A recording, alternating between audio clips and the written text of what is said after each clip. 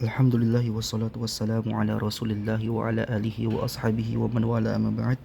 Teman-teman yang dirahmati oleh Allah subhanahu wa ta'ala, di antara salah satu faidah dari matkul fikih hudud yang Anda dapatkan ialah di sana terdapat ada namanya mukhalafatut tiba.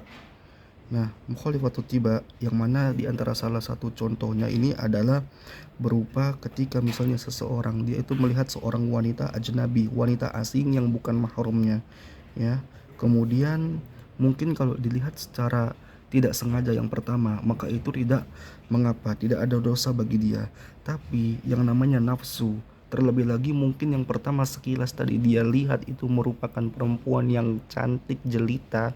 Nah, tentu hati ini protes, tentu hati ataupun syahwat nafsu dalam dirinya ini ingin melihat perempuan tersebut lagi. Sedangkan kalau kita melihat kedua kalinya maka kita berdosa karena memandang dengan sengaja. Nah, apalagi dibarengi dengan syahwat. Maka itulah makanya kenapa disebut dengan innan nafsala amaratum bisu.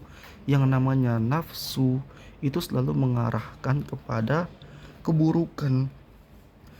Jadi ketika seseorang dia itu tanpa sengaja melihat seorang wanita yang cantik jelita, ya nggak sengaja, kemudian dia pasti akan bentrok hatinya akan untuk melihat perempuan itu lagi.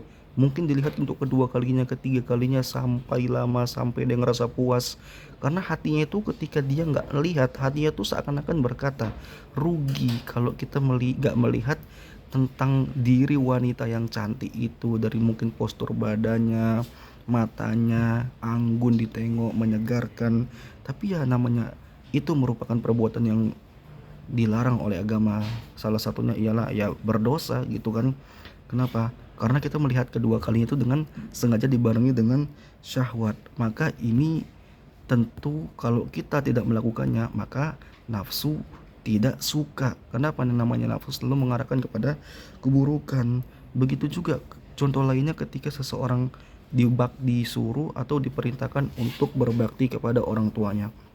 Nah, yang namanya seseorang ketika diperintahkan oleh orang tuanya berbakti, mungkin orang tuanya ingin menyuruh dia membelikan sesuatu segala macam, disuruh belanja, disuruh ini dan itu ngerjakan pekerjaan rumah. Tentu dia ini makin lama makin agak dongkol, hatinya makin lama makin agak kayak sempit gitu kan. Kenapa kok terkekang, kenapa aku gak bebas. Tentu hatinya ini pengen ngerasa bebas, dia ingin dirinya itu ngerasa bebas dari apa, kekangan orang tua. Padahal disuruh perintah sama orang tuanya gak seberapa. Tapi itulah tadi nafsu, itulah namanya tadi nafsu. Dia itu selalu mengarah kepada keburukan, sehingga dengan dia itu terlalu terkekang, rasa terkekang, dia terlalu ngerasa jenuh, dia ngerasa asik disuruh-suruh aja, nggak bebas sama orang tuanya, sehingga akan timbullah suatu kejadian di mana dia berani mengangkat suaranya. Nah, dan kita tahu bahwasanya tidak diperbolehkan bagi seorang anak untuk mengangkat kedua suaranya dengan yang tinggi di hadapan orang tuanya. Di antara salah satunya adalah mengatakan ah. Nah, apalagi sampai membentak, waliyadzubillah.